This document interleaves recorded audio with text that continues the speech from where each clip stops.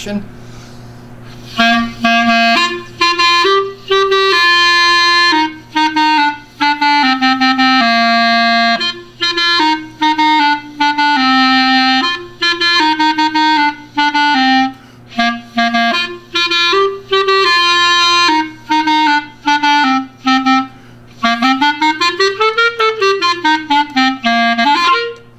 Hi everybody, it's the Friendly Astronomer again. I want to continue our talking and walking as we begin to explore more about the solar system in ways that I think are going to excite your imagination and give you or your family or just about anybody in town an opportunity to better understand what it means to talk about our place in space. Now let's review a little bit from our last talk that we had an opportunity to get introduced to the solar system and the whole idea and concept of scale.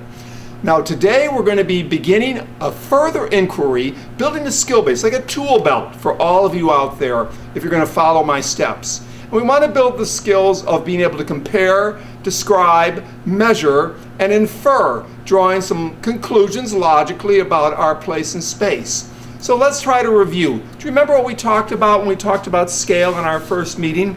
We were talking about the size of the worlds of the solar system. I bet you forgot, because I think all of us need a little reminder and a little bit of maybe kickoff. So let's just review those sizes again. Excuse me.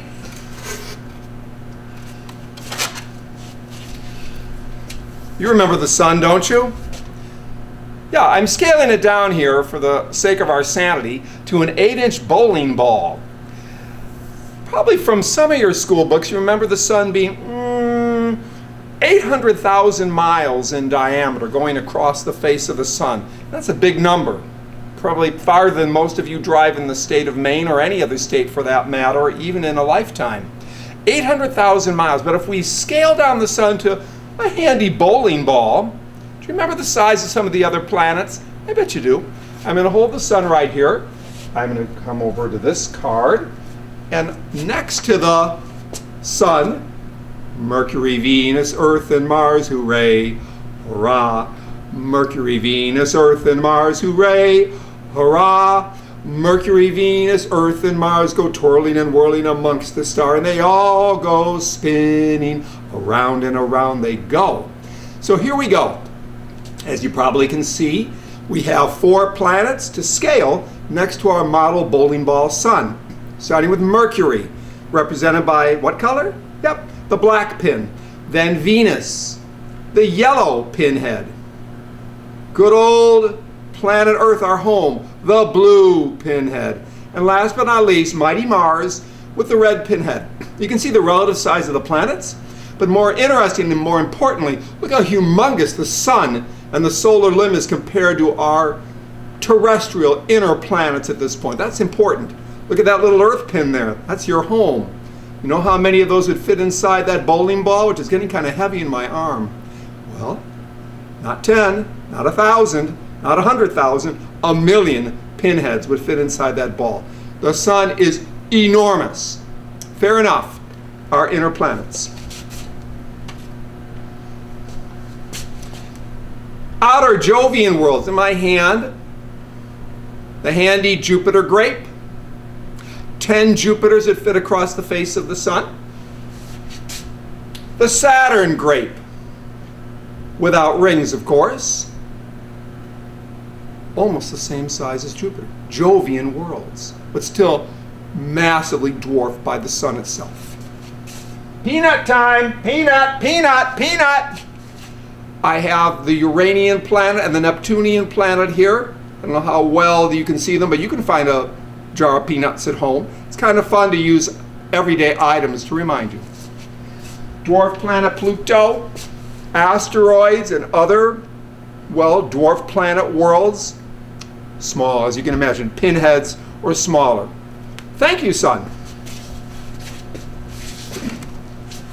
Today's focus, though, I want to work more with distances, not the size of these items, and this is where the excitement really begins. For this exercise, I recommend that you find a yardstick or a meter stick that's handy. And let's try to scale things in terms of distance now with the time that remains in our workshop. You're doing really well this morning. Thanks for joining me. If we assume that the sun is 800,000 miles in diameter and is 8 inches, I wonder what 1 inch would represent. Well, you probably need your calculator for that. 800,000 divided by, 100,000, of course. So 1 inch, and I'll hold up our ruler. In this case, we're going to stay in English units. 1 inch representing 100,000 miles. So how about a yardstick? Well, how many inches are there? 36, that's right, times 100,000. Calculator time again. 3,600,000 miles represented by a yard, okay, or 3 feet. Let me take a pace for you here. Ready? Here I go. Which is about 1 yard here, 1 stride. 1 stride here in my pacecraft. I've traveled by my stride 3,600,000 miles. But it still isn't going to get us from the Earth to the Sun, is it? That gets more challenging. Or even from the Earth to the Moon. We have to scratch our chin and head at the same time. Are you doing that right now? Oh yes, very good work. Because it just so happens over here on my lower right, I have an Earth model. Let's go look at it for a minute.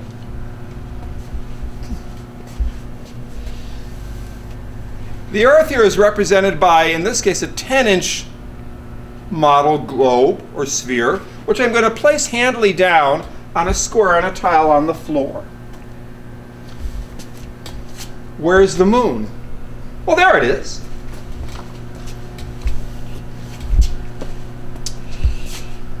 I have here a scale model of the moon.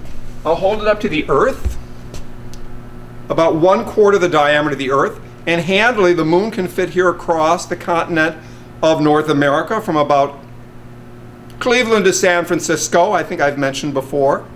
Interesting. But what about the distance? How do you separate Earth and moon to scale? We have them to scale by size, but what about for distance? That's a more challenging problem. You'll have to go to your handy, I suppose, resource, whether it's on computer or in a book, to learn that the moon's about 250,000 miles away from our planet. 250,000 miles. And the Earth, we know, is to 8,000 miles in diameter, 10 inches.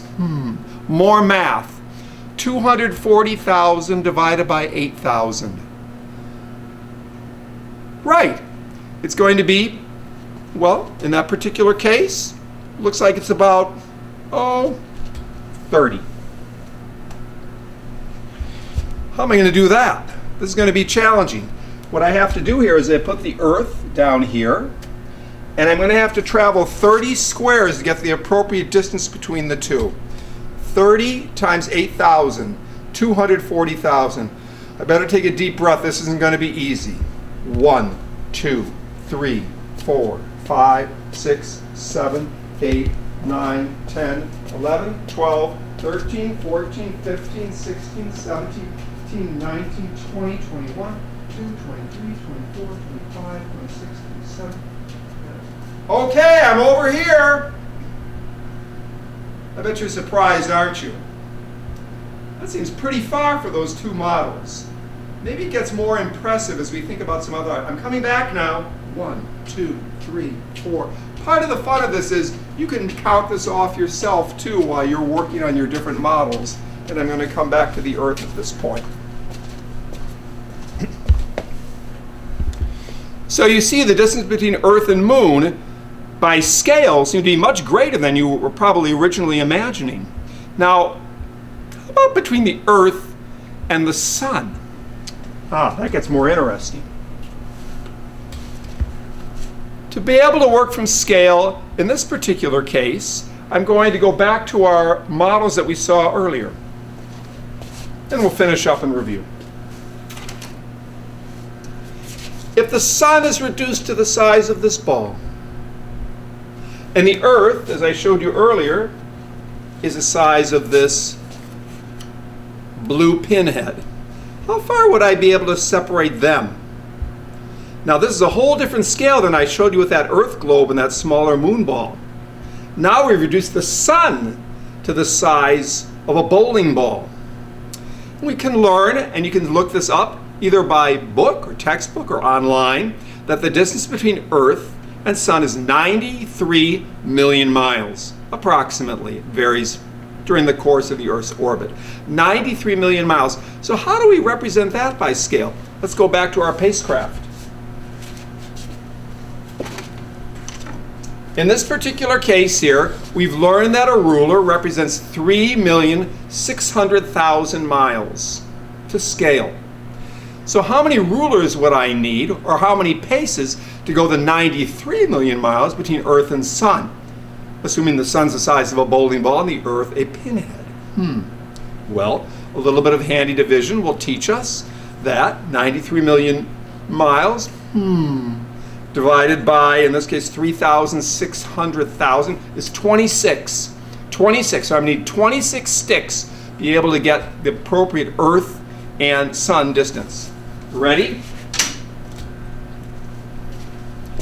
Earth, Sun. See you later, everybody. 1, 2, 3, 4, 5, 6, 7, 8, 9, 10, 11, 12, 13, 14, 15. See you later, everybody. 16, 17. Hey! That's incredible.